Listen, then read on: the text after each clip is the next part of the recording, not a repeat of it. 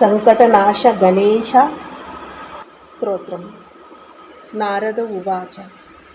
ప్రణమ్య శిరీషా దేవం గౌరీపుత్రం వినాయకం భక్తవాసం స్మరే నిత్య మాయుః కామార్థసిద్ధయే. ప్రథమం వక్రతుండాం చ ఏకదంతం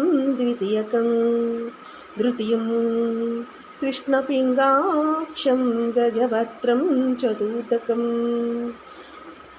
లంబోదరం పంచమాం చ షష్టం వికటనేవాచ సప్తమం విఘ్నరాజాం చ ధూమ్రవర్ణం తదాష్టకం నవమం బాలచంద్రాం చ దశమం తు వినాయకం ఏకాదశం గణపతిం ద్వాదశం తు గజాననం ద్వాదశైతాని నామాని త్రిసజ్జయః పఠేన్నరః నాచ విఘ్నభయం తస్య సర్వసిద్ధికరం ప్రభో.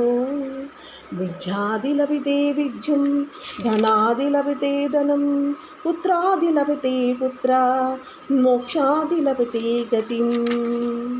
జపే గణపతి స్తోత్రం స్వడ్మిరైషం ఫలం లభేత్ సంసారేణ సిద్ధిం చ లభతే నాత్ర సంశయః.